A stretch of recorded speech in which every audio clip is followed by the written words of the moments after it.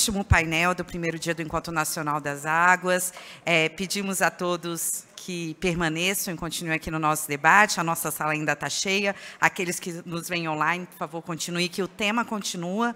Mas agora a gente vai trazer algumas provocações a partir, inclusive, desses cases que foram apresentados. Então, vai ser muito interessante. O nosso quinto painel trata dos desafios sociais do Brasil e a universalização do saneamento. E eu já vou chamar os nossos participantes a subir aqui ao nosso palco. Por favor, Renato Meirelles, do Instituto Locomotiva. Seja muito bem-vindo.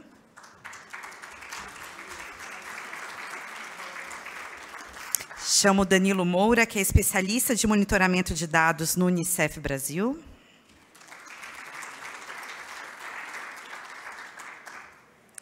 E o Fábio Miller, que é diretor executivo do SEDES. Por favor.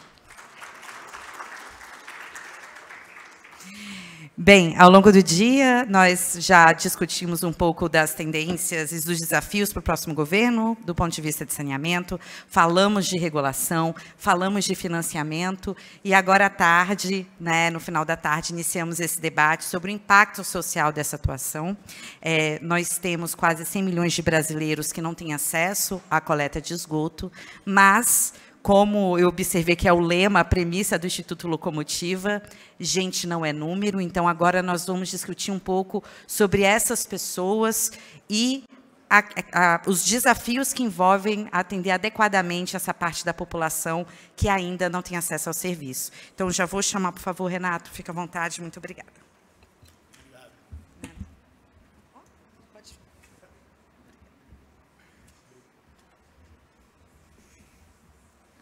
Tudo bem, pessoal? Bom dia. Não almocei, foi difícil hoje.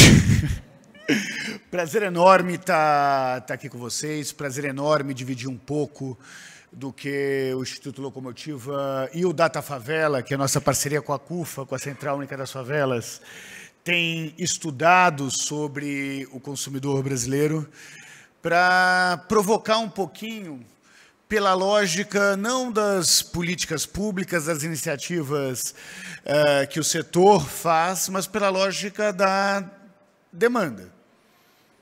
Da Dona Maria, do seu João, daquilo que vocês chamam de clientes, mas que na prática são esses brasileiros usuários dos serviços que nós prestamos.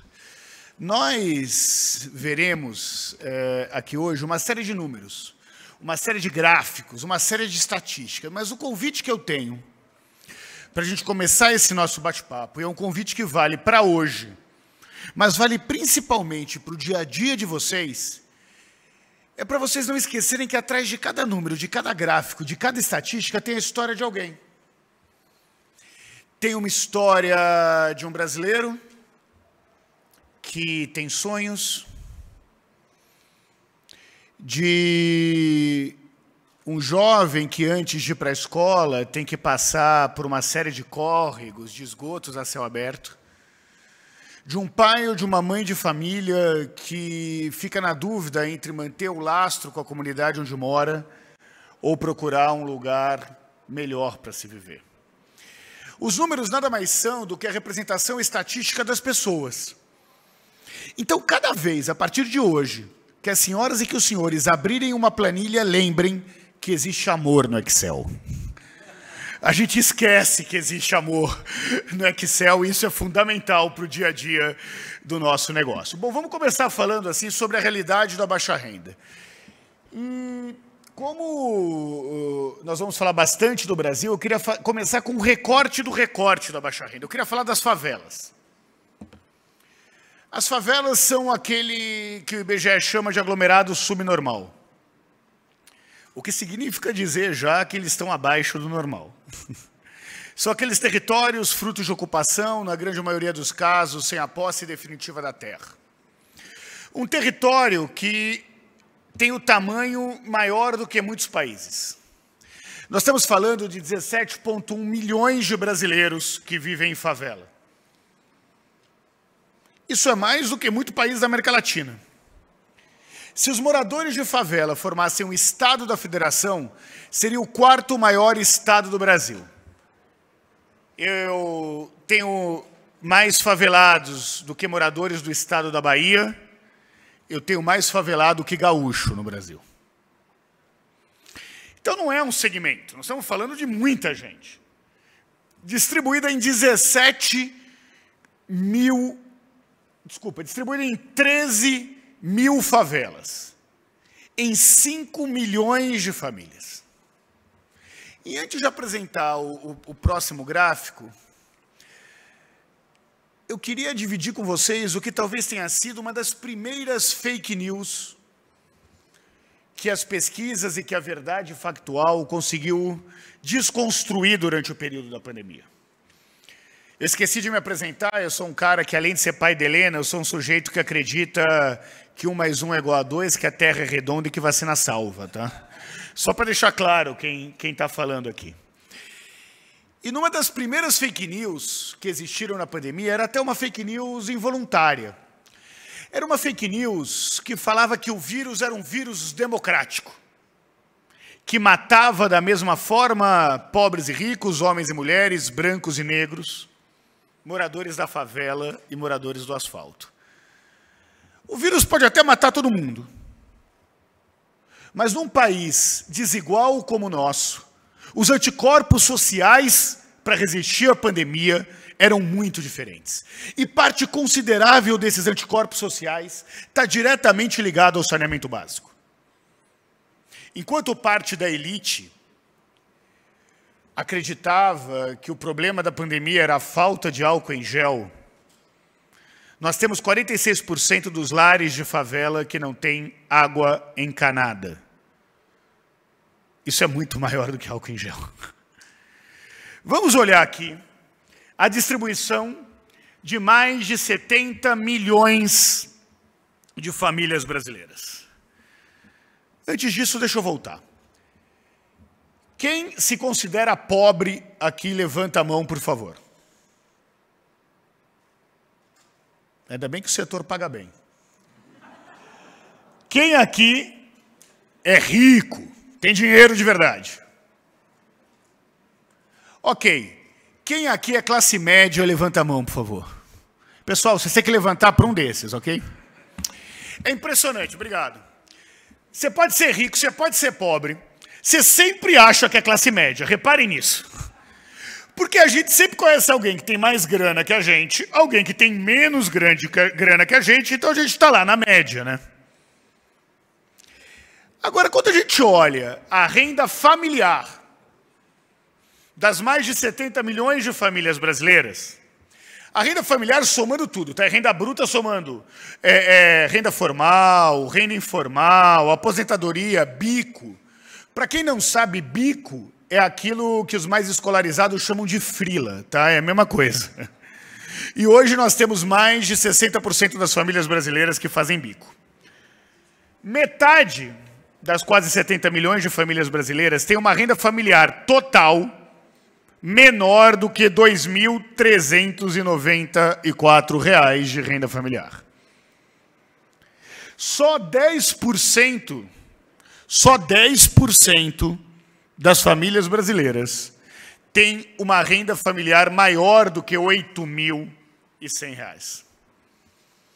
Portanto, se a renda familiar da sua casa for maior do que R$ 8.000, você podia até não saber, mas você faz parte dos 10% mais ricos do Brasil.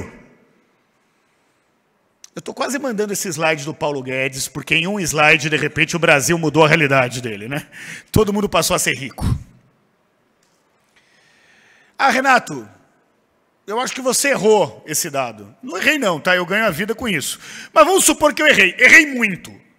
Errei 30%. Ainda muda alguma coisa na análise? Não muda nada. Então nós estamos falando como construir políticas públicas operadas pela iniciativa privada para resolver a realidade de um país desigual como esse. Só que esse país desigual é um país, e sem entrar no juízo de valor, se isso é bom ou ruim, de voto obrigatório.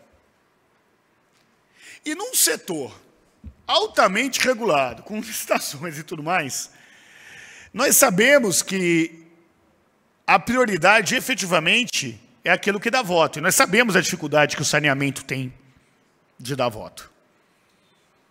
Mas sabe como muda essa realidade? Se muda essa realidade através de exemplos como nós vimos no painel anterior. De exemplos que começam a mostrar a relevância que aquilo que está debaixo da terra passa a ter para a parte que está acima da terra. Aí, essa realidade de desigualdade consegue entender de uma forma mais efetiva o papel que ela tem. Agora, saindo do universo das favelas e indo para o universo da baixa renda como um todo. Nós temos 173 milhões de brasileiros das classes A, B e C. Pensando que a classe C, o topo da classe C, tem uma renda familiar de mais ou menos R$6 mil, R$7 mil. Ou seja, o país é bem desigual, né?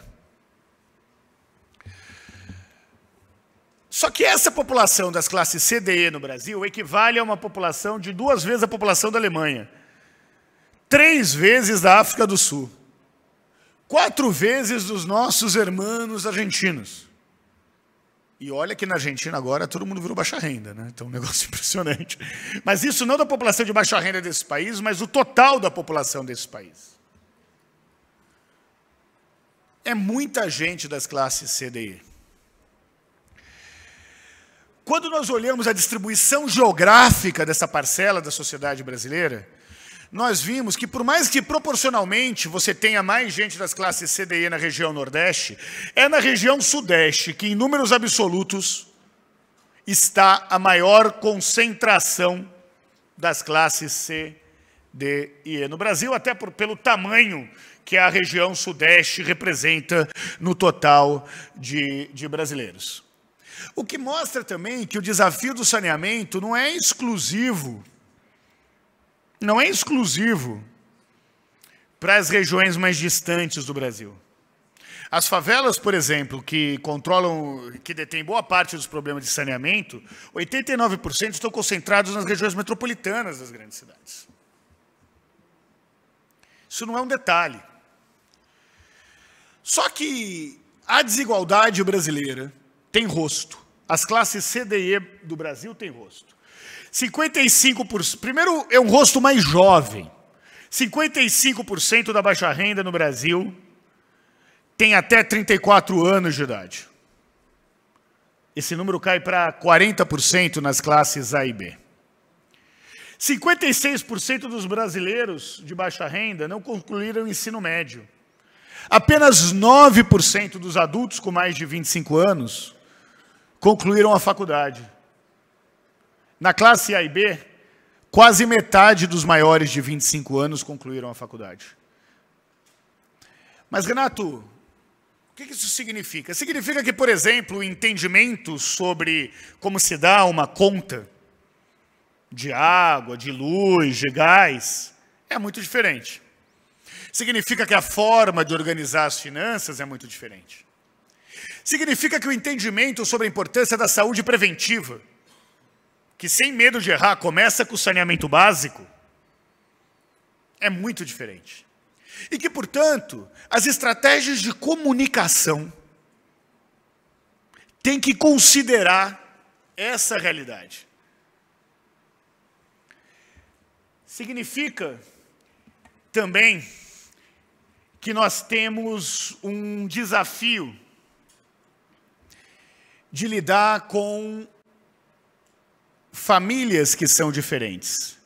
Nas classes CDE, 43% dos lares são chefiados por mulheres. Na classe DE, chega a 50%. Nas favelas, são 56% dos lares chefiados por mulheres. Na classe A, 46% dos lares são chefiados.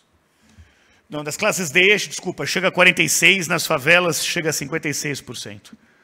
Na classe A e B, 46% são chefiados por mulheres.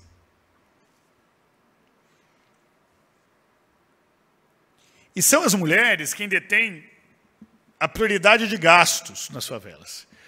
Eu tenho muito orgulho de fazer parte do conselho de duas das maiores organizações sociais do Brasil na periferia, que é o Gerando Falcões e a CUFA. Primeiro conselheiro Gerando Falcões, já escrevi 2 livros com o Celso, que é o fundador da Central Única das Favelas.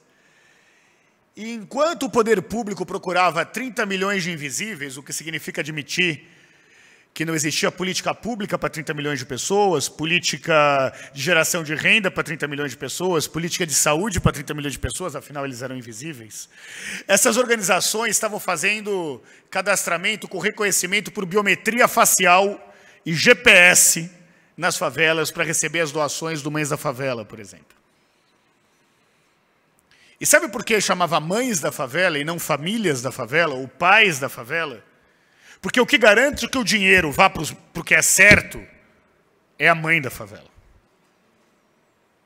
E é falar para essas mulheres o caminho seguro para conseguir com que a prioridade do saneamento ganhe relevância para os consumidores, para os clientes, porque ganhando relevância para os consumidores e clientes, você passa a trabalhar na moeda que o poder público entende, que é o voto. Que é o voto. Vamos entender o seguinte, não adianta o que a gente vai fazer. Não adianta discussões mais profundas de saúde. O saneamento só irá, de fato, ser resolvido com prioridade do setor público. E, para isso, precisa ter relevância eleitoral. Pessoal, não estou defendendo aqui, eu não concordo com isso, não acho que seria o ideal. Eu estou constatando um fato, eu sou o mala dos fatos. Essa é a realidade que nós temos aqui. E aí o papel das ações sociais não se trata apenas de política de ESG. Se trata de estratégia de negócio. Não é só bondade. É necessidade. Então, se não for por uma questão de valor, que seja por inteligência. Quanto mais relevante nós formos na vida dessas famílias, mais importância política o setor terá e mais investimento será feito nesse setor que é tão importante para a construção da qualidade de vida desses brasileiros. 51% da baixa renda trabalha sem carteira assinada, trabalha por conta própria. Mas também tem, por conta disso, dificuldade de comprovar renda, como muitas vezes a gente enxerga, e aí o saneamento básico pode ter uma função de cidadania para essas pessoas. 62% da baixa renda é negra. Esse número cai para 35% da classe A e B. E isso é reflexo direto da desigualdade de oportunidade que existe entre os negros e os brancos no Brasil. E se a gente está falando sobre baixa renda, significa que os garotos propagandas que nós escolhemos têm que ser negros, mas que os exemplos de sucesso também têm que ser negros, para ter uma comunicação direta com essas pessoas. A família é, sem dúvida, a instituição mais importante no dia a dia desses brasileiros. A família é o porto seguro. Agora, vamos entender o porquê que a família é o porto seguro. Em primeiro lugar, que o conceito de família é mais amplo, né? Na periferia até cunhado é parente. Porque funciona na lógica da reciprocidade, onde todo mundo ajuda todo mundo. Uma das pesquisas que nós fizemos durante a pandemia, nós vimos que os moradores de favela, proporcionalmente, doaram mais do que os moradores das regiões nobres das grandes cidades. Eles dividiam a cesta básica para quem tem menos. Eu cansei de ver exemplos da favela, onde a frase que se ouvia era: se na favela o seu vizinho tem comida, ninguém passa fome. E isso faz com que a rede de apoio seja muito mais importante do que aquela realidade de pessoas que moram em apartamentos e que muitas vezes não conhecem o nome do vizinho que encontra todo dia no elevador. Aliás, um detalhe interessante, só 11% dos domicílios brasileiros são apartamentos. Nas regiões metropolitanas, esse número sobe para 36%. Mas só 11% são apartamentos. Por isso que o programa chamava Minha Casa Minha Vida, não Meu Apartamento Minha Vida. Se dependesse dos corretores, chamaria o Meu Imóvel Minha Vida. Agora, vocês já viram alguém falar, eu vou visitar o imóvel da minha mãe?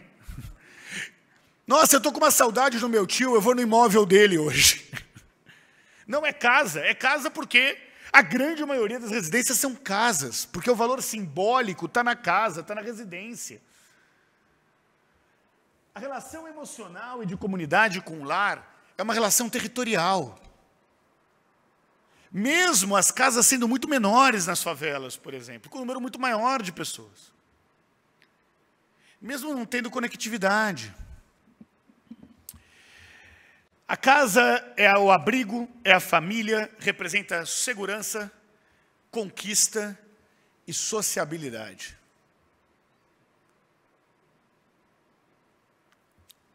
Esse entendimento leva, por exemplo, a exemplos muito bacanas do setor de energia, por exemplo, quando, para ter desconto na conta de luz, eles criaram estações de tratamento. Esse projeto foi um projeto muito premiado internacionalmente, que era o da Coelce, lá no Ceará, que não é mais Coelce, em que reciclava latas de alumínio e dava desconto na conta de luz. Como a gente consegue adequar o empreendedorismo, o saneamento, sim, porque nós estamos falando de lixo que passa a ser reciclado, com a formalização das contas e o pagamento das contas. Olha do que nós estamos falando, olha as oportunidades aí que começam a surgir. O consumo anual da baixa renda, por outro lado, é de 2,6 trilhão de reais, ou metade do consumo nacional. Então, nós estamos discutindo, prioridade de gastos, mas nós estamos discutindo também um consumidor que não topa mais produto vagabundo e baratinho, que aprendeu nas gôndolas de supermercado ser muito mais exigente do que recebe, e que enxerga mesmo os trabalhos sociais como trabalhos que têm que ser olhados de igual para igual e não de cima para baixo. Se tem algo que não funciona na periferia das grandes cidades, é alguém com ar de professor, dizendo o que é certo e o que é errado para essa população.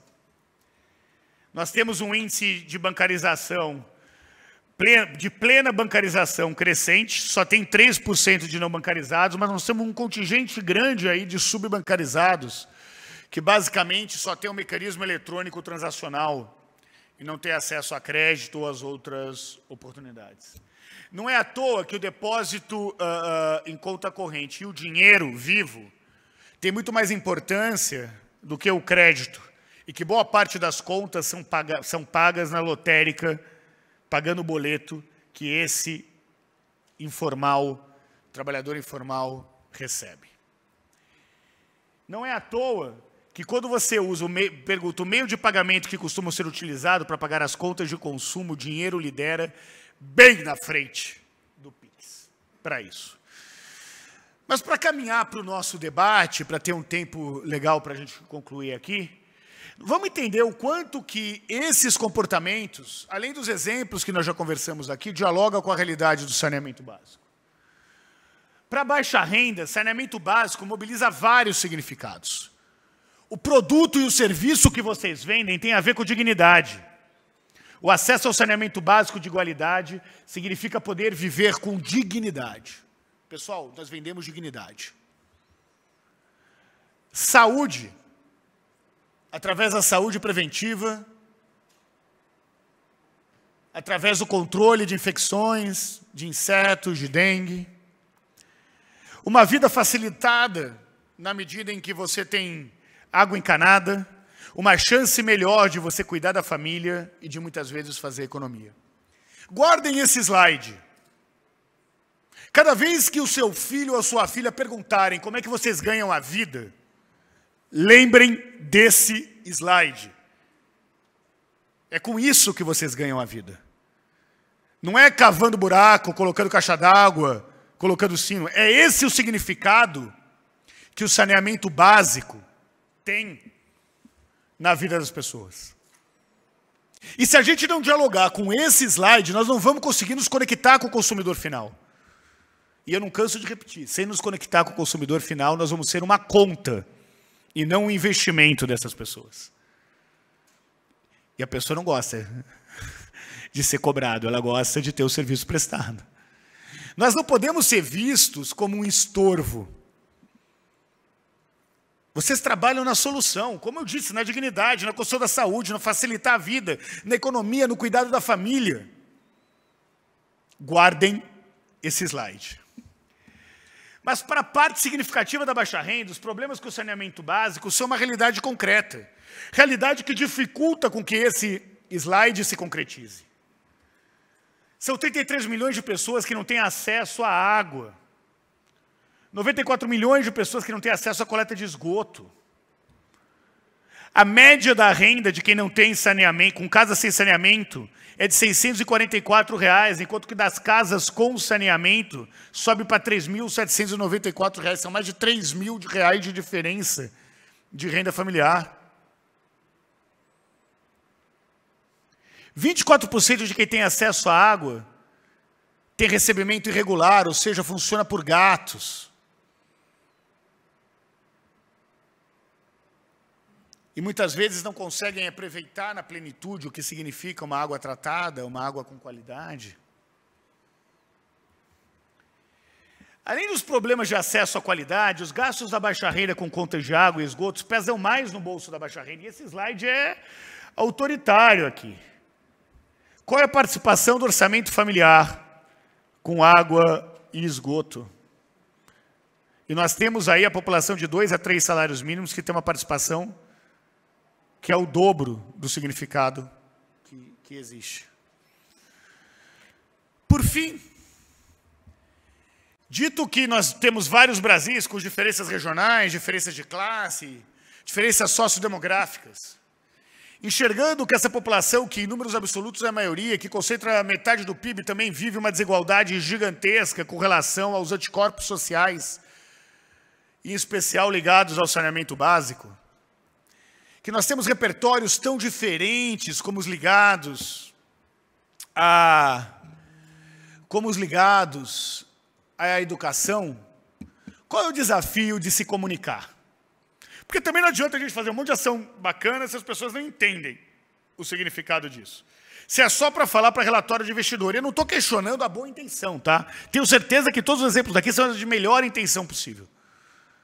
Mas se o investimento está feito, se a intenção é boa, é fundamental que a população entenda na plenitude o significado disso. É preciso prevenir contra os mitos e estereótipos da baixa renda relacionados à comunicação. O estereótipo de que eles são coitadinhos, o estereótipo de que eles não sabem organizar as finanças ou cuidar da própria saúde, o estereótipo de que eles não sabem organizar as suas contas. Meu amigo, vai falar para uma dona de casa que sustenta uma família com um salário mínimo que ela não sabe organizar as contas? Quem de nós aqui sustentaria uma família com salário mínimo? Ela sabe o preço do pão no centavo. Ela vai em 3 supermercados diferentes para garantir a melhor oferta. Ela não pode errar comprando produtos de qualidade, porque enquanto que um chefe de família na classe A se encontra um arroz de uma marca que ele não conhece, compra o arroz porque está em promoção, compra o arroz para experimentar e o arroz é ruim, ele joga fora, dá para o cachorro, faz qualquer coisa. A mulher da periferia, o homem da periferia, não. Se comprar o arroz ruim porque estava mais barato, vai ter que comer arroz ruim o mês inteiro, porque a grana que ele tinha para comer o arroz é esse. Então, quando não dá para diminuir os preços, e são preços regulados, tem uma série de tarifas, saiba que dá para aumentar em muito a percepção de benefício. E ao aumentar a percepção de benefício, a relevância do setor cresce, e o tipo de reclamações por conta do volume da conta diminui. A baixa renda tem orgulho da sua própria história, portanto, não cabe aquele discurso de catequização. Ou como diria Caetano, aqui ninguém quer a sua boa educação. 7 em cada 10 pessoas da baixa renda dizem preferir marcas e empresas que tenham valores parecidos com o seu. Eu queria terminar com esse slide. Não dá para olhar para essa população de cima para baixo. As marcas não são aspiracionais, são apoios, são ferramentas para se vincular com esse consumidor. O serviço que vocês oferecem são serviços que mudam claramente a vida desses brasileiros. Todo dia que vocês acordarem para trabalhar, seja no home office, sendo indo para o escritório, seja indo para o campo, lembrem que vocês têm muito orgulho, tem que ter muito orgulho de trabalhar no que vocês fazem. O orgulho de mudar a vida das pessoas.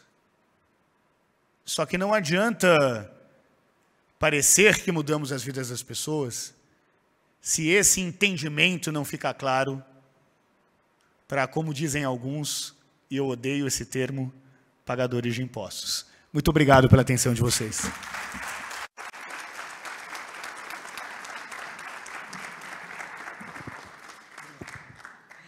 Muito obrigada, Renato. A gente vai seguir agora, mas antes de dar prosseguimento, eu vou responder a pergunta que todos estão fazendo, que é: terei acesso à apresentação? E sim, a apresentação estará disponível no site do ENA.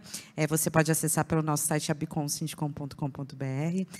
E agora eu já passo a palavra para o Danilo. Danilo, por favor, fica à vontade.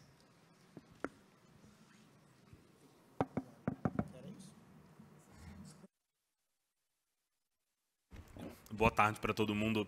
Eu não tenho apresentação, mas eu vou falar daqui do mesmo jeito, porque eu sou daquelas pessoas que não conseguem não falar de pé. Eu, às vezes, estou sozinho no home office em casa, participando de reunião, e eu fico de pé, porque eu não consigo. Eu tenho alguma dificuldade.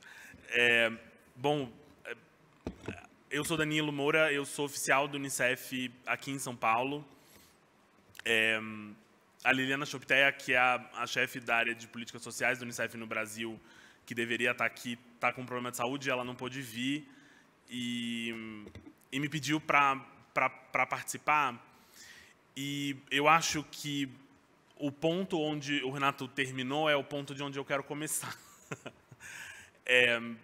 Eu sou um oficial das Nações Unidas, então é quase que uma obrigação contratual começar essa fala dizendo que o acesso ao saneamento básico, o acesso à água potável e a esgotamento sanitário é, antes de qualquer outra coisa, e mais do que qualquer outra coisa, um direito humano, né? Assim, todo mundo tem direito à água e a esgoto, e o fato de que uma proporção tão alta da população não tem acesso à água e esgoto é uma vergonha, né?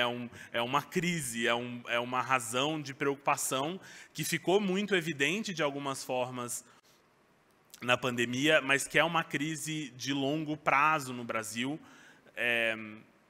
E acho que é sempre bom começar o raciocínio dizendo isso, né? Assim, e o meu segundo ponto eu sou do Unicef, o que significa que a minha preocupação, em particular, são crianças e adolescentes.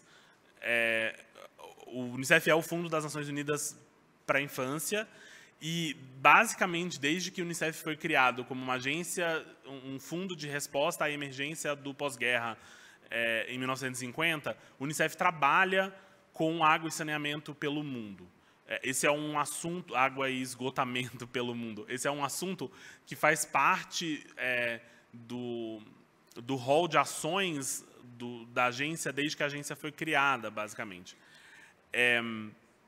E isso é porque o impacto negativo da falta ou da precariedade dos serviços de saneamento é especialmente prejudicial para o desenvolvimento físico e intelectual de crianças, especialmente de crianças pequenas. Quando você pensa nas doenças que são transmitidas, seja transmitidas diretamente pela água, seja com transmissão fecal-oral, seja as doenças que são transmitidas por vetores, essas doenças elas têm um impacto diferenciado na infância. Crianças, especialmente crianças na primeira infância, sofrem consequências de longo prazo e morrem de forma desproporcional dessas doenças. Tem muitas doenças que para adultos são doenças leves que matam crianças. Quase todo mundo que morre de dengue, para ficar em um exemplo, é criança. Quase todo mundo que morre em decorrência da febre amarela é criança. Existe um impacto diferenciado sobre as crianças da falta de água e esgotamento. E daí vem os 3 pontos sobre a agenda do saneamento básico no Brasil que eu queria destacar nessa minha breve fala. Primeiro, o Renato usa na apresentação dele o termo das pessoas de baixa renda. A baixa renda baixa renda, quer dizer, pobreza monetária, falta de dinheiro, é um significador que resume, na verdade, um monte de outras coisas que são as coisas com as quais a gente está preocupado de fato. Que são as coisas de que as pessoas estão privadas quando elas não têm dinheiro. Só que ser pobre em Cidade Tiradentes, aqui em São Paulo, ou na Pavuna, como a pessoa do painel anterior da Águas do Rio estava falando, ou em Benedito Bentes, em Maceió, como a pessoa da BRK estava falando, ou em Jorge Teixeira, em Manaus, ou num distrito indígena que fica 8 horas subindo o rio da sede do município de São Gabriel da Cachoeira, no Amazonas. O que significa ter baixa renda em cada um desses lugares, ou ter baixa renda em São João del Rei, Minas Gerais, que é de onde eu sou, é muito diferente. As coisas de que as pessoas estão privadas, dependendo do lugar onde elas estão, é muito diferente. A Unicef desenvolveu há alguns anos um estudo sobre privações múltiplas de crianças e adolescentes no Brasil, com essa ideia de olhar para, além da pobreza monetária, quais são os impactos em educação, em acesso à informação, em exposição ao trabalho infantil, né? Quer dizer, as crianças mais pobres tendo que trabalhar, em acesso à comida, né? Em segurança alimentar, em acesso à habitação e moradia, e em acesso à água e esgotamento. A gente fez uma análise sobre onde estão e quem são as crianças que estão privadas dessas coisas no Brasil.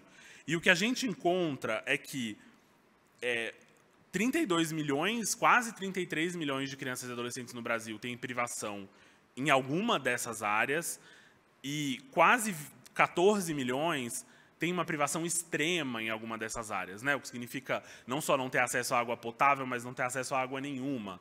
O que significa não só não ter acesso a uma educação de qualidade, mas estar completamente fora da escola. E o principal ponto identificado nesse estudo é que a privação de saneamento é a privação mais comum no Brasil.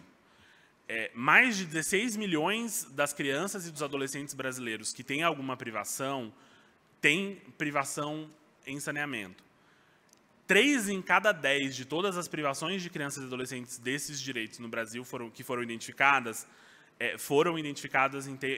ou em acesso à água potável ou em acesso ao esgotamento sanitário. O que me leva para o meu segundo ponto, que existem profundas desigualdades entre quem tem acesso ao saneamento básico. Ou seja, existe uma profunda desigualdade entre quem são as crianças que estão privadas de água e esgotamento. A proporção de crianças e adolescentes negros sem acesso ao esgotamento sanitário é 2 vezes maior que a proporção de crianças e adolescentes brancos. 40% das crianças e adolescentes na região norte têm esgotamento precário, enquanto no sudeste são 9%. Alguém estava dizendo no painel anterior que a gente tem que olhar para o Brasil profundo, né? O Brasil profundo ele está fora do eixo Rio-São Paulo e ele é negro. E esse Brasil é cada vez mais difícil de alcançar em muitos aspectos. Um ponto para terminar é que a probabilidade de uma criança ser pobre no Brasil, pobre no sentido monetário, é 2 vezes maior do que a probabilidade de um adulto. A pobreza no Brasil não é só jovem, ela é infantil mesmo. Quem é pobre no Brasil é criança. E isso me leva ao meu terceiro e último ponto, que é que a universalização ela precisa ser promovida considerando a prioridade absoluta que as crianças e os adolescentes deveriam ter pela Constituição brasileira. A Constituição brasileira diz que as crianças e os adolescentes e os jovens são prioridade absoluta do governo, da sociedade, das empresas, de todo mundo. Isso significa que a gente precisa responder aos desafios e às desigualdades da universalização olhando para as crianças e para os adolescentes, olhando para as necessidades específicas das crianças e dos adolescentes. E um último ponto, só porque eu não consigo não dizer isso, a gente precisa considerar os riscos específicos e as necessidades diferenciadas das crianças e das crianças no mundo que está nascendo, vamos dizer assim. A gente teve esse ano, uma das organizações que fazem parte do Sistema das Nações Unidas, que é o IPCC, passou os últimos 6 meses divulgando uma série de relatórios demonstrando o fato de que não só a crise climática é real, como a crise climática já começou. Nós já estamos vivendo em um planeta que tem um clima diferente do clima que existia há 50, 100 anos atrás, diferente do clima em que toda a civilização humana foi desenvolvida. O mundo já está mais quente do que ele foi em qualquer época em que houve seres humanos no planeta. E isso só vai piorar. A frequência de eventos extremos só vai piorar. E isso tem um impacto direto sobre a infraestrutura de água e esgotamento que precisa ser levado em consideração e as necessidades das pessoas mais vulneráveis a essa crise climática e das crianças mais vulneráveis a essa crise climática. Essas vulnerabilidades são potencializadas pela falta de água e pela exposição a esgoto não tratado.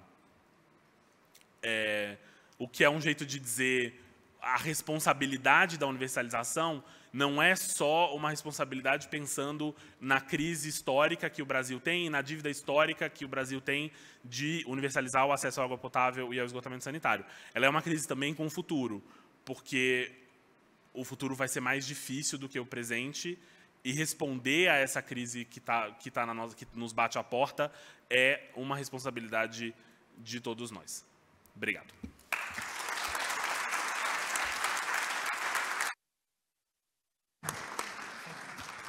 Muito obrigada, Danilo. Só lembrando a todos que nós teremos depois uma fase de debate com os nossos participantes. Então, aqueles que estão nos assistindo online, por favor, escrevam no chat. E que estão presentes, por favor, escrevam que nós receberemos as perguntas. Eu passo agora a palavra para o Fábio. Fábio, por favor.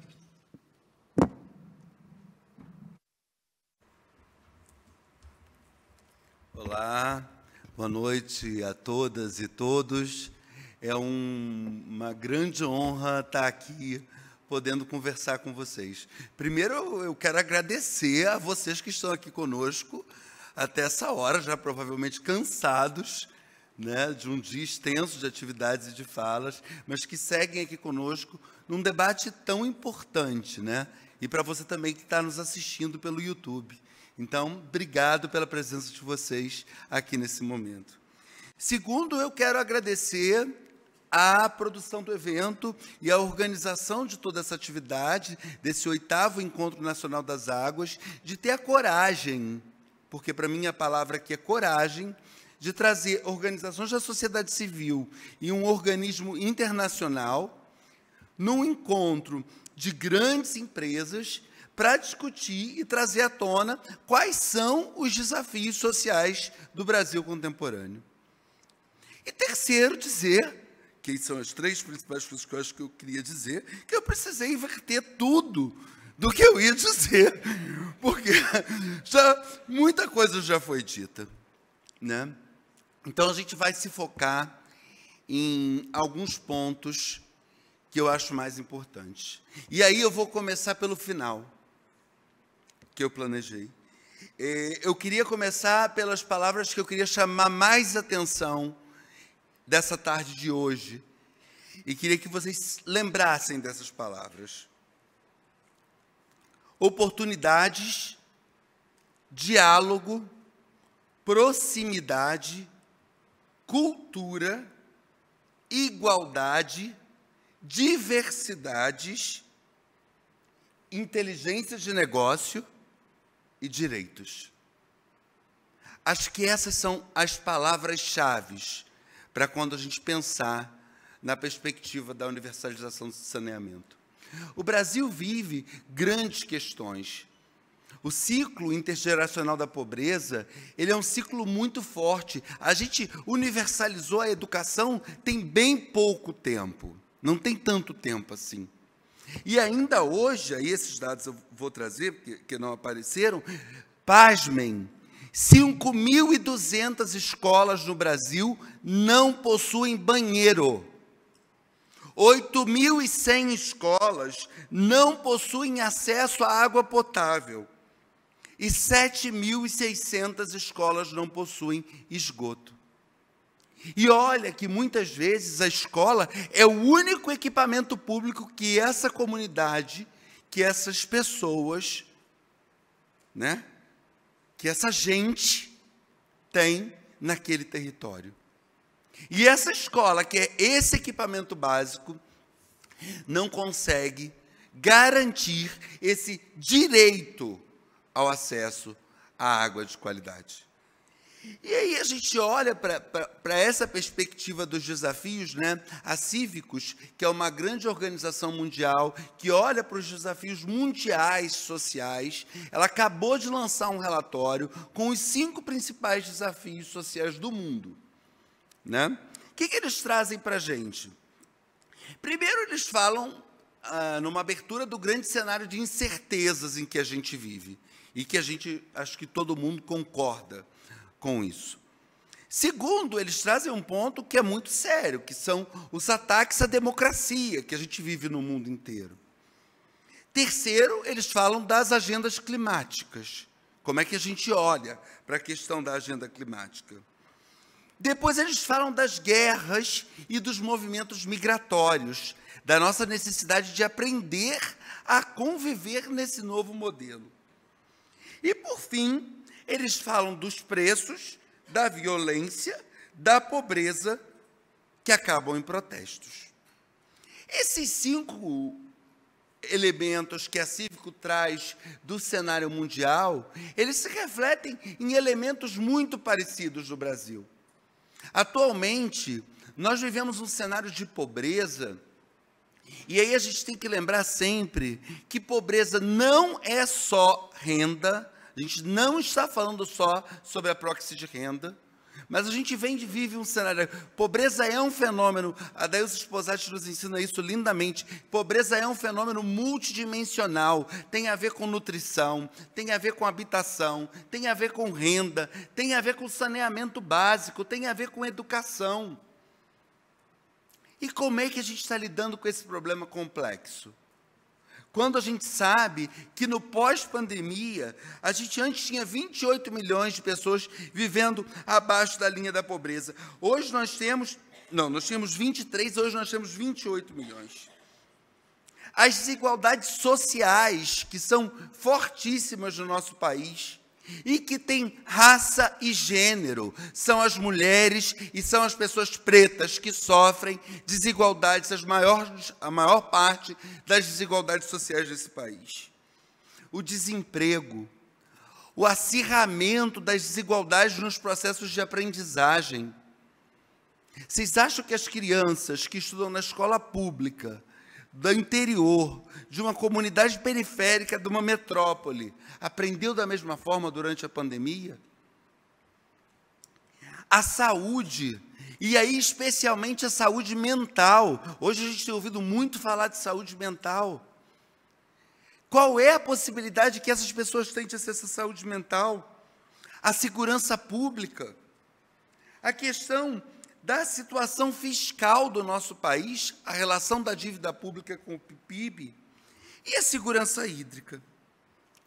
E aí eu fico pensando sobre isso tudo, né? E a gente olha e fica olhando para a favela sempre como um problema. Nossa, mas favela é um problema, favela é um problema. Não! Favela é uma potência. Nós do CIEDS, a gente acredita que é na força das comunidades que nós podemos construir as soluções efetivas para os problemas que nós vivenciamos. Agora, para isso, a gente vai precisar mudar o nosso modelo mental.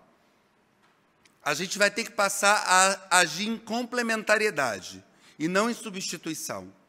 Não é substituir o Estado, não é substituir a empresa privada, não é substituir a organização da sociedade civil. Eu detesto aquela imagem aquelas 3 bolas que coloca primeiro setor, segundo setor, terceiro setor, uma em cima da outra com um monte de sombreamento. Para com isso, somos setores independentes, mas somos complementares. A gente pode se somar nos nossos saberes. A gente pode construir agendas comuns, agendas de impacto coletivos, novos modelos de financiamento. Nós precisamos sair do nosso lugar arrogante, de muitas vezes professoral, dos nossos lindos doutorados, de chegar na favela achando que a gente sabe tudo, de que a gente tem a receita pronta para fazer a vida do pobre melhor. Nós não temos, a gente precisa conversar com eles, a gente precisa perguntar a eles o que eles querem da vida, qual é o sonho, qual é a perspectiva de futuro que eles estão construindo. Como é que eu escuto esse território, né? A gente fala, aqueles programas de criança falam, né? Renato falava, não olhar de cima para baixo. Quando a gente vai falar com a criança, o que a gente faz? A gente se abaixa, para ficar na mesma altura dela, para ela poder nos entender. Como é que a gente estabelece uma relação de empatia que nos permita minimamente olhar para essas condições e pensar em que condições essas pessoas estão vivendo? E em que condições privilegiadas, muitas vezes, nós vivemos e achamos que temos as soluções para os problemas delas. A experiência do diagnóstico que a gente fez com a Iguá no Rio, em 115 comunidades, foi tremenda. E sabe por que foi tremenda? Porque todos os pesquisadores eram das comunidades. Eles foram formados nas comunidades, os questionários foram construídos com eles, não foi nenhum doutor, nenhum estatístico, foram os moradores das comunidades que construíram os questionários. E isso vem de outras experiências nossas. Nós fizemos um trabalho no Rio com a situação da pessoa com deficiência e o mercado de trabalho nas favelas pacificadas, chamado Mapa de Nós. E a gente fez questão de que toda a equipe do projeto fosse de pessoas com deficiência. Porque não adiantava colocar eu lá como pesquisador, se eu não sou pessoa com deficiência. Preciso colocar a pessoa com deficiência que tem aquele olhar, que consiga entender aquele olhar. E aí, essa perspectiva de pensar como é que a gente constrói e promove confiança no futuro. E aqui eu não estou falando de confiança no futuro, só da gente achar que o amanhã vai ser melhor do que o hoje. Mas é uma confiança no futuro de que as instituições públicas, privadas, as organizações sociais e os cidadãos sabem que a gente atua em redes para a promoção de um país mais justo, mais igualitário e mais democrático. A professora Yasbeck, ela fala uma coisa maravilhosa, que a pobreza é, no fim de tudo, falta de esperança. E aí eu volto naquele slide que o Renato pediu para a gente memorizar, e penso, e pergunto, e provoco. Como é que nós, dentro da perspectiva do saneamento, estamos promovendo mais esperança na vida dessas pessoas? E termino falando, precisamos criar uma nova arquitetura de oportunidades na nossa sociedade, que considere a mulher, que considere o negro, que considere o pobre, que considere o diferente, que considere todas essas outras realidades, e não assuma um status quo como a grande verdade. E aí, efetivamente terminando, deixo aqui a minha fala final com uma provocação. Como é que, do nosso lugar de fala, como é que da nossa posição, a gente pode começar a agir hoje, quando a gente sair daqui, para promover a universalização do saneamento e promover melhores condições de vida para todos os brasileiros. Porque o que nós todos queremos é um país mais justo e mais democrático. Muito obrigado.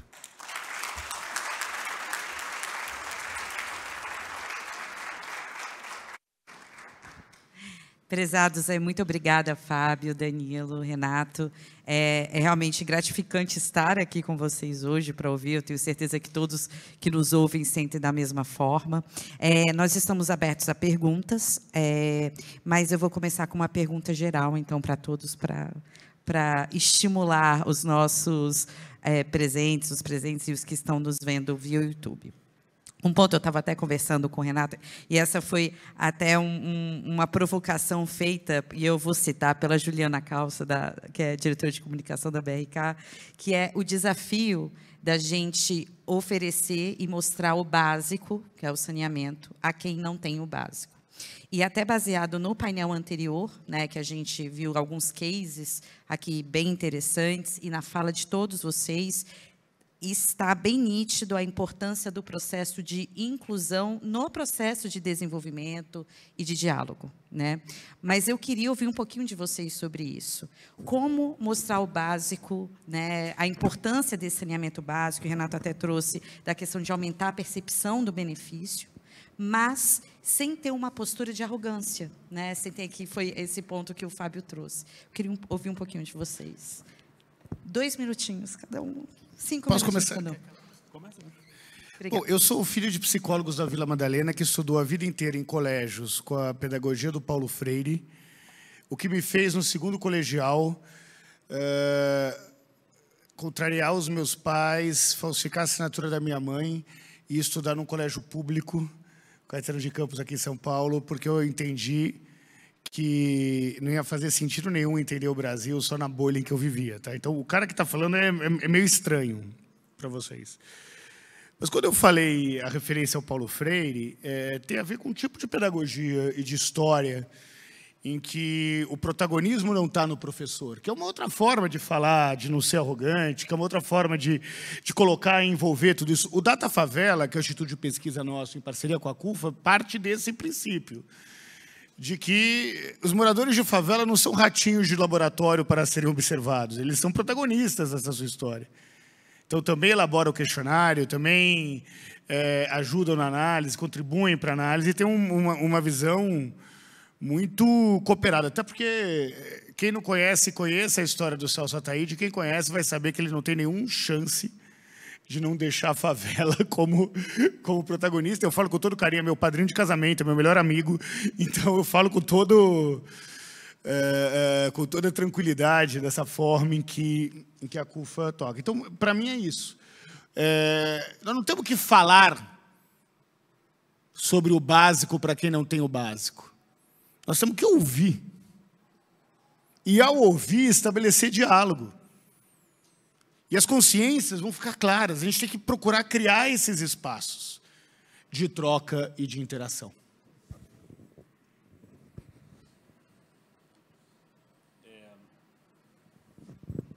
Alô?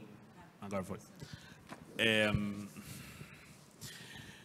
Eu acho que eu começo dizendo o que não fazer. Assim, a gente teve uma experiência recente. A gente aqui em São Paulo está trabalhando muito uma iniciativa nova em Cidade Tiradentes. A gente tem ido muito para lá. E recentemente uma empresa enorme, imensa, que tem um problema ambiental que envolve a comunidade, participou de um fórum comunitário, foi fazer uma apresentação em um fórum comunitário. E eles cometeram todos os erros que você pode imaginar que alguém possa cometer num espaço de 30 minutos. Assim. É um fórum comunitário em que as pessoas levam... cada pessoa que participa leva alguma coisa de comer para um café geral, e que acontece de manhã, né, num espaço de um serviço público e tal. E as pessoas chegaram de terno e chegaram tipo com um discurso, assim, eles foram para fazer uma apresentação e não para conversar. E foi uma apresentação desagradável que acabou se transformando numa coisa muito agressiva entre as pessoas da comunidade e os representantes da empresa que estavam lá. Eu acho que existe um elemento de... você não chega na casa de uma pessoa e você não faz nenhum tipo de alteração no teu comportamento para seguir a regra da casa, né? Quer dizer, se você vai na casa de uma pessoa em que o sapato fica na porta, você tira o sapato, né? Se você vai... Tem um certo elemento de comportamento, de entender... E assim...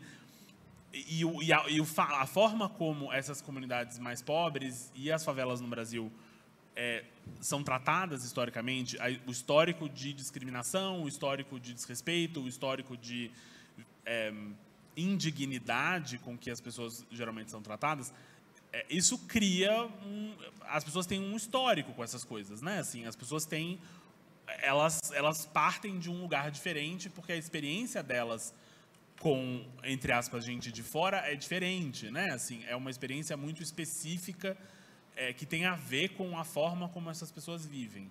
Então, fazer um esforço para ouvir o que as pessoas estão falando antes de falar e para entender um pouco a dinâmica, cada lugar para onde você vai tem uma dinâmica muito própria, reconhecer qual é essa dinâmica é um elemento importante, tentar reconhecer que existem outras formas de autoridade, além da autoridade do conhecimento ou do dinheiro, quer dizer, existe um capital social que tem a ver com laços comunitários de reconhecimento, de liderança, de afeto, de história, que precisam ser reconhecidos, e reconhecer isso o jeito como você faz isso você senta e escuta, né? Assim, você tem que participar da reunião inteira e não só da meia hora em que você vai fazer a tua apresentação, sabe? Tem um elemento de respeito, de mostrar respeito para as pessoas com quem você está falando. Eu tive uma professora no mestrado, uma vez, que dizia assim, você vai chegar na casa de alguém e a pessoa te oferece um chá, você toma, ela usava um palavrão do chá, entendeu? Tipo, você não diz não para o chá, porque você está entrando no espaço das pessoas, e entrar no espaço das pessoas é um exercício que demanda empatia e que demanda... trabalho. Eu acho que o ponto que precisa ser dito é assim, isso não é caridade, não vem só de um espaço de porque a gente está doando ou porque a gente está fazendo um trabalho social, isso pode ser feito de uma forma menos rigorosa ou com menos esforço e dedicação. É trabalho. Trabalhar com as pessoas na ponta é trabalho, é uma forma de trabalho. Às vezes dá muito mais trabalho do que outros tipos de coisas que a gente faz. Eu estou ficando por último toda vez, eu estou achando que já está rolando uma implicância, né? Todo mundo diz tudo que eu vou falar, mas vamos lá. Renato falou do Freire, e aí me lembrou 3 citações que eu adoro. Primeiro, ele me lembrou o Leonardo Boff, quando fala que todo ponto de vista é apenas a vista de um ponto. Então, a gente não pode esquecer disso, né? Quando a gente chega lá, a gente está vendo de outro lugar. A gente não está vendo do mesmo lugar que a pessoa que vive na favela vê. Então, eu preciso tentar me aproximar daquele lugar. E eu não vou conseguir ver, eu vou precisar dos olhos dela, para conseguir ver o que ela está vendo e o que ela está vivendo. Me lembrou do Humberto Eco, que fala que a ética emerge quando o outro aparece diante de nós. E aí, assim, quem é esse outro? A gente está considerando o negro, o preto, o favelado, a mulher, o gay, esse outro? Até bem pouco tempo as mulheres não votavam no Brasil.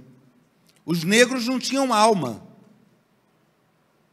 Quem é o outro que está emergindo para fazer essa ética aparecer? E aí a fala do Danilo me lembrou Rubem Alves, que fala assim: vejo por aí muitos anúncios de cursos de oratória. mas ainda não vi cursos de escutatória. E aí esses 3 autores, né, com essas coisas e essa pergunta, como é que a gente faz?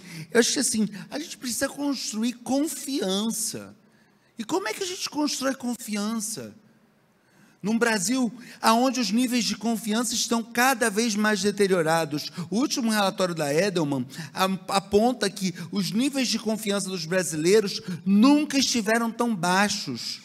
A gente não confia nos governos, a gente não confia nas empresas, a gente não confia na imprensa, a gente não confia no vizinho, a gente não confia nas ONGs. Como é que a gente vai recuperar essa confiança um no outro? Eu não sei o nome da vizinha do meu apartamento. Como é que eu vou recuperar a confiança? Né? Então, acho que assim, recuperar a confiança, proximidade, valorizar os saberes e as culturas locais. Precisamos valorizar aquela tradição oral que está ali dentro daquele território.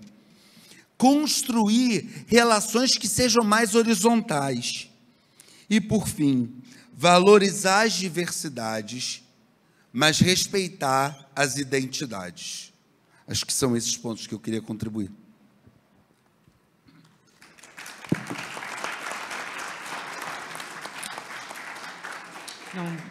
Excelente, muito obrigada. Eu acho que, enfim, esse painel está sendo praticamente um curso para todos nós. Né, Fábio? Eu recebi uma pergunta aqui, uma pergunta do nosso diretor executivo, do Percy Soares Neto. Ele perguntou: mensurar o valor sobre os negócios do engajamento das comunidades nas soluções dos desafios sociais não é trivial. Os debatedores têm alguma experiência nessa métrica? Conhecem exemplos nesse sentido? Como percebem as empresas frente a esses desafios sociais? Fábio, agora o Fábio vai começar. Agora eu vou começar. Para ele não ser o último. Por favor. Vamos lá. De fato, é um grande desafio, né? Primeiro que a gente tem um grande desafio de adaptação de linguagens. Em especial, nós que trabalhamos no setor social, somos das ciências humanas, somos das ciências mais subjetivas, ao passo em que a gente sabe que, do outro lado, a gente tem o pessoal mais das ciências exatas. Existem, lógico, várias métricas, né? Hoje, utiliza-se, algumas organizações utilizam o ROI, que é um retorno sobre o investimento no impacto social. Mas, no CIEDS, o que a gente tem trabalhado? A gente tem trabalhado muito uma gestão em dados e evidências, somadas a uma perspectiva qualitativa. Então, assim, como é que eu consigo gerar dados e evidências? Então, por exemplo, a gente está fazendo um projeto agora em São Luís de combate à extrema pobreza. A gente está utilizando como proxy de entrada a questão de renda. Mas, para análise dos resultados, eu estou olhando para a nutrição, eu estou olhando para a educação, eu estou olhando para a saúde, eu estou olhando para todos esses outros aspectos, para tentar conseguir trazer uma mensuração que seja mais efetiva. E aí, como é que isso retorna para o negócio? Né? Como é que isso volta para o negócio como um valor agregado? Aí a gente teve uma outra experiência em Búzios, onde a gente conseguiu formar algumas câmaras técnicas envolvendo empresas, sociedade civil organizada e poder público para monitorar as metas e devolver para o empresariado da cidade e também para a população o que estava vindo efetivamente de impacto gerado pelaquela ação. Agora, a gente precisa lembrar que sempre que impacto não é do dia para a noite, é processo. Né? E não adianta a gente achar que a gente vai fazer uma ação pontual na semana que vem e que na outra já tem impacto. Não vai ter. Né? No máximo, você tem um resultado, um efeito. Agora, para gerar um impacto, a gente precisa de um investimento, a gente precisa de construir uma relação, a gente precisa construir confiança, a gente vai ter um caminho para essa geração desse impacto.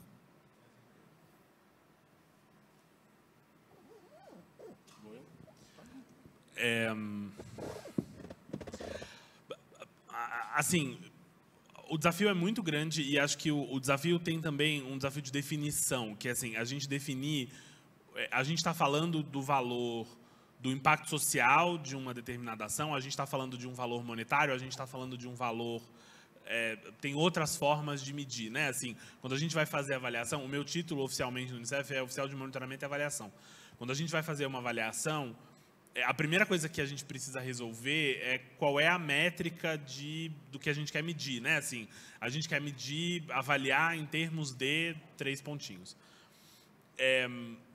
Acho que meus 2 pontos aí seriam, primeiro, eu acho que tem algumas organizações, inclusive internacionais, que estão um pouco na fronteira dessa discussão em termos de avaliar o impacto e o retorno de ações de sustentabilidade, de ações ambientais, de ações sociais. Eu confesso que eu não sou muito fã da sigla ESG, eu perdi essa batalha, mas eu não gosto muito da sigla. O G me confunde bastante. Se uma empresa que queima carvão, é bem administrada internamente, tem uma boa governança interna, ela é ESG, acho que não. Mas, enfim, essa é outra discussão.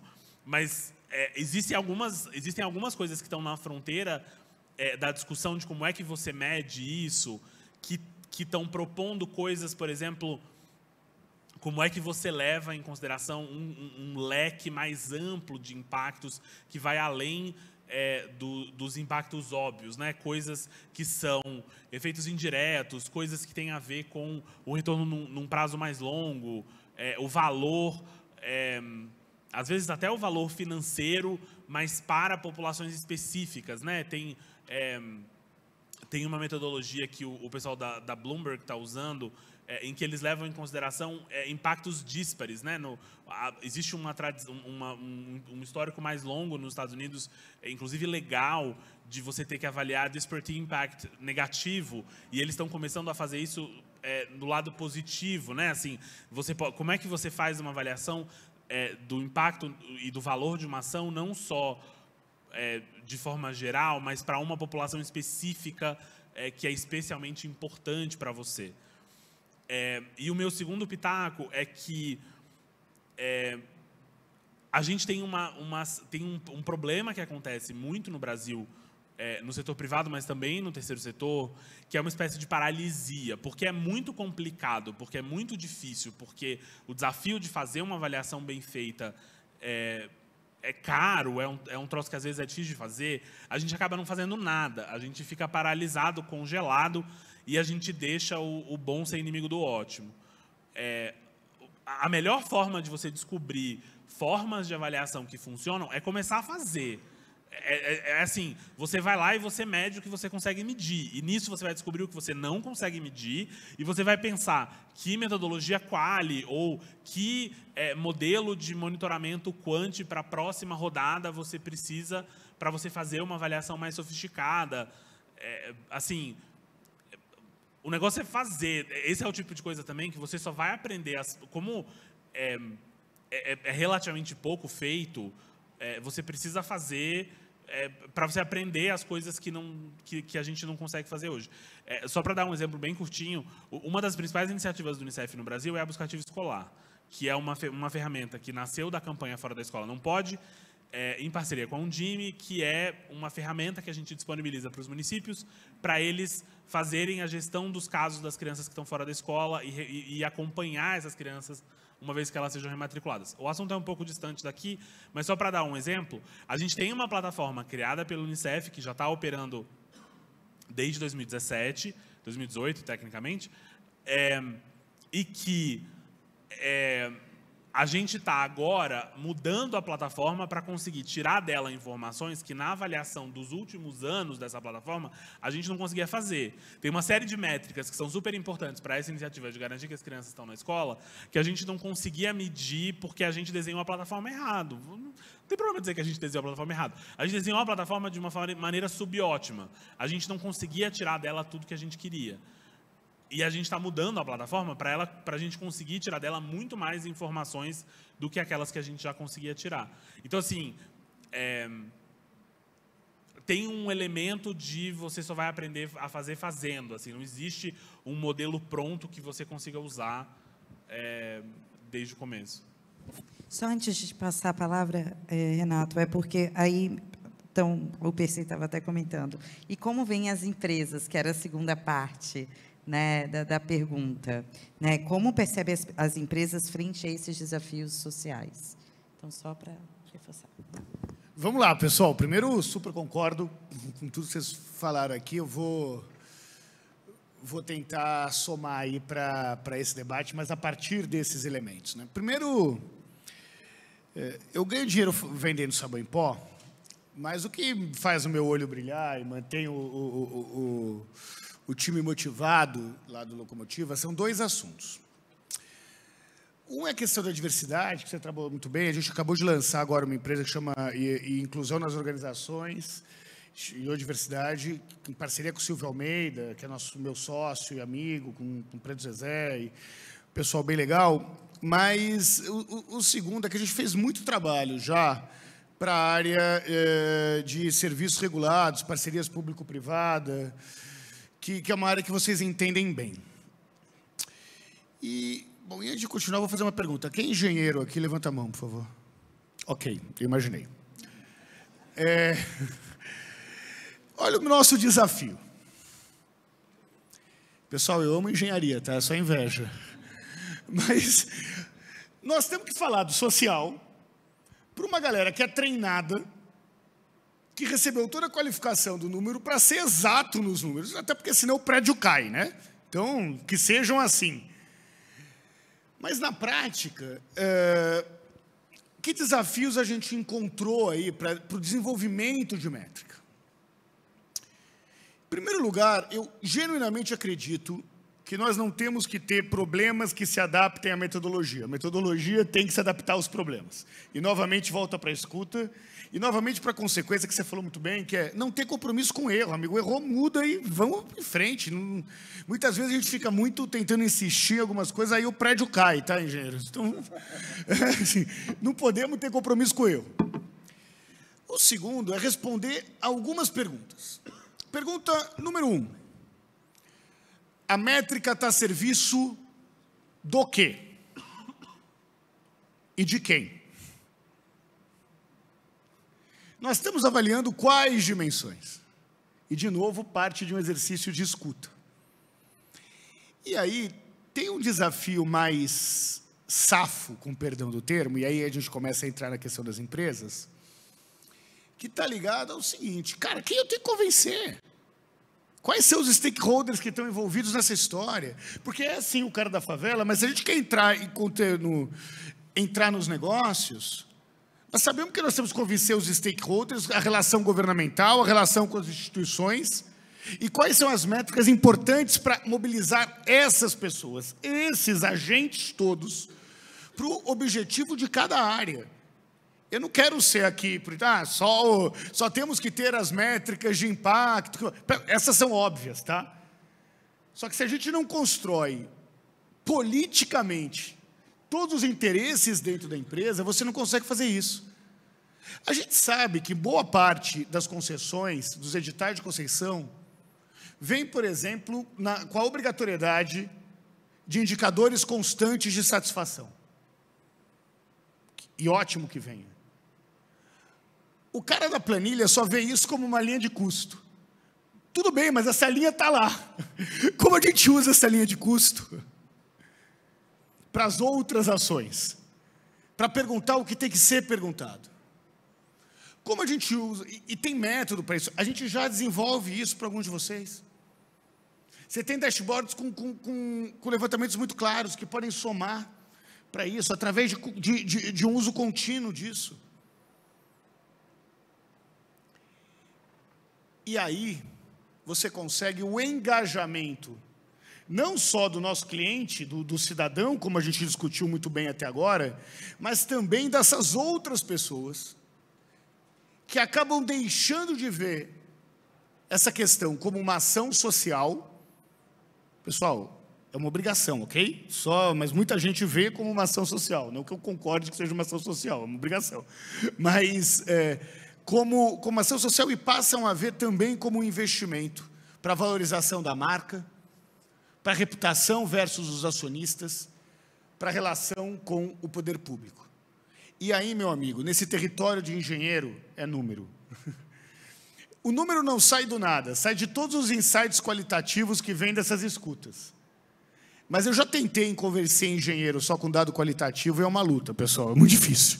Então, tudo bem, a gente parte desse entendimento. Eu também perdi essa, igual você perdeu o G da... Eu perdi essa, atendo muito banco, pessoal, atendo muito banco. E banco tem mais engenheiro do que economista, vocês sabem disso, né? Então, assim, como eu perdi essa batalha, vamos trazer os números para esse entendimento, desenvolvendo indicadores claros que atendam os diferentes setores dentro da organização. Perfeito, obrigada, Renato. Danilo, Fábio, nós temos só 5 minutinhos, e eu tenho uma última pergunta que nós recebemos, que foi do João Roberto, que é diretor de Relações Institucionais da Iguá. Ele fez a seguinte pergunta: é possível criar pontes éticas e trabalhar junto às milícias, ao crime organizado, como se desenha o cenário do Rio de Janeiro? Existe experiência de atuação em áreas com essas características? Nós temos 5 minutos, eu sei que vai ser difícil, mas eu vou ter que pedir... Eu começo para ser rápido, então. Primeiro, eu queria dizer que a milícia precisa de engenheiros, porque os prédios da milícia caem. Tá? Só para começar dizendo isso. A gente tem uma experiência muito grande em trabalho de comunidades, em trabalho de favelas, temos uma empresa focada nisso, e o entendimento majoritário é que, se é para somar, eles costumam não... Caso você não questione a autoridade deles, eles costumam apoiar. Numa parceria com a própria comunidade, que tem que ser protagonista nessa história, com conversas anteriores, mas é possível, sim, construir a ponte se não for um processo de catequização e tudo mais. A gente tem experiências bastante positivas com relação a isso, mas é sempre uma questão de negociação e de não questionamento do poder. A última frase que eu queria deixar, já que a gente encerra, e eu queria deixar para os meus amigos que, nesse processo eleitoral, eu não vou entrar em política aqui, mas eu vou entrar no entendimento do Estado. Se vocês querem conhecer o Estado mínimo no Brasil, visitem uma favela. Visitem uma favela. Na favela, o Estado não tem nem o monopólio da força. Por isso que vem perguntas como essa. E não existe falar numa construção de dignidade, construir aquele slide que eu terminei a apresentação mostrando para vocês, sem o entendimento que isso não é que a favela não é um problema, que de fato a favela é potência, que a favela é um celeiro de oportunidades, que o sevirômetro da favela é o que fez o Brasil não parar, porque quem não deixou o Brasil parar foi o trabalhador da limpeza, o trabalhador da construção civil, foi os caixas de supermercados, os auxiliares de enfermagem, e que o respeito por esse território é fundamental para a mudança dessa realidade. Foi um prazer estar aqui com vocês hoje, um privilégio estar dividindo o painel com vocês. Super obrigado, pessoal.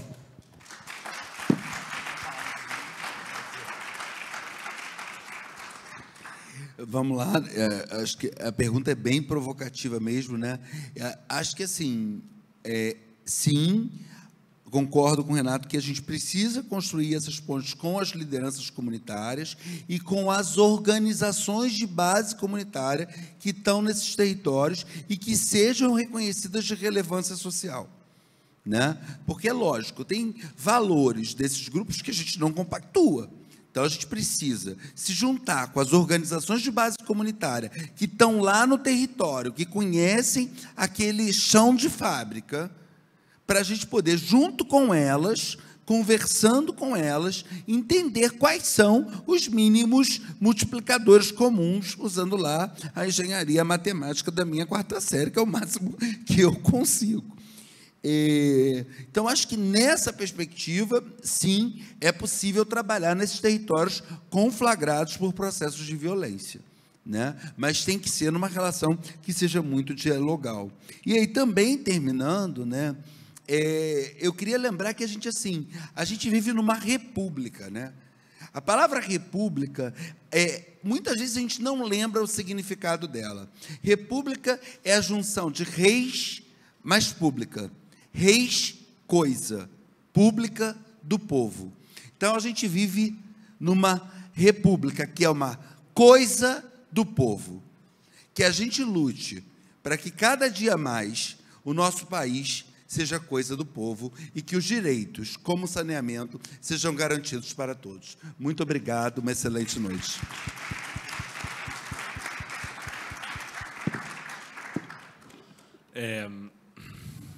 Sendo o mais rápido possível, a pergunta diz como é que se faz uma ponte ética, né? Assim, eu acho que eu começo pelo inverso, quer dizer, se a gente não atua na área da milícia, se a gente não atua na área dominada pelo tráfico, essas áreas não vão ter água e esgoto.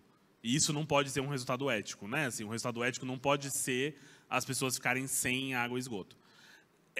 Isso dito, é um problema real, é uma dificuldade muito complicada.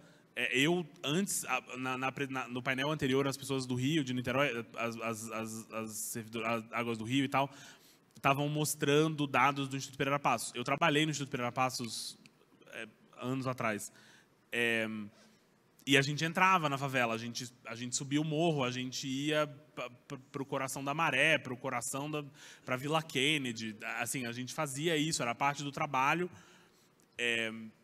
E existe uma tensão negociada entre um órgão da prefeitura, um serviço público, uma autarquia, uma concessionária e o crime que domina, o poder paralelo que domina esses territórios.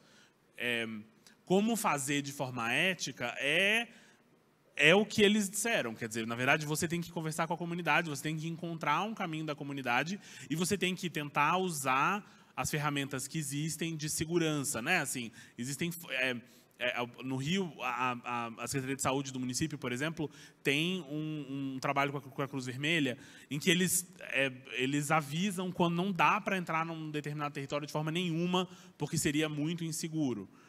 Tem uma classificação em cores, etc. Tem que se pensar nesses elementos de segurança, não dá também para a gente viver numa realidade em que a gente ignora o risco que mas o princípio tem que ser, e com isso eu encerro, o princípio tem que ser, todo mundo tem direito a saneamento básico, todo mundo tem direito à água, todo mundo tem direito ao esgoto, independente de onde mora. As pessoas que moram numa área dominada pela milícia ou pelo tráfico não escolheram morar numa área dominada pela milícia ou pelo tráfico, elas estão ali por uma incompetência de outros serviços do governo. E o que tem que existir é um trabalho de construção de consenso sobre qual é a forma segura de trabalhar nesses territórios, segura para a empresa, segura para os moradores, e que garanta a todo mundo o acesso à água e saneamento. Tem coisas específicas que a gente pode discutir, se vocês quiserem, nós três aqui com certeza temos experiência com isso, a gente pode dar algumas dicas, mas o princípio tem que ser... tem que entrar em todo lugar, porque todo mundo tem que ter acesso à água e esgoto.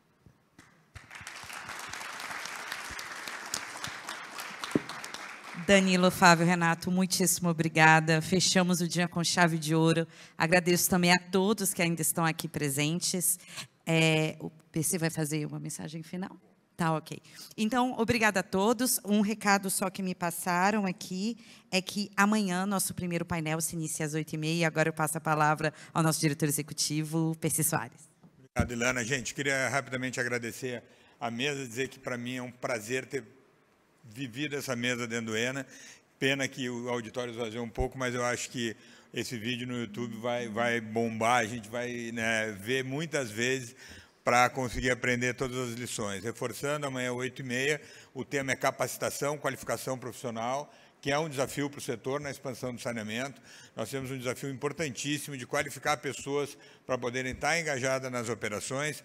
Queria particularmente agradecer aos associados da Bicom, que tornam esse evento possível, a equipe da Bicom, que não guardou esforços, particularmente ao Éder, que trabalhava na Iguá, a Juliana Calça, a Fernanda Saad, que nos ajudaram a desenhar esses dois últimos painéis, são vetores aí de transformação. O setor não pode mais ser olhado só como um bolso fundo de investimento, tem que ser olhado com um monte de outras coisas. E, por fim, agradecer aí o patrocínio do Itaú ao nosso evento, que também nos ajuda aí a viabilizar essa iniciativa. Obrigado, gente, até amanhã.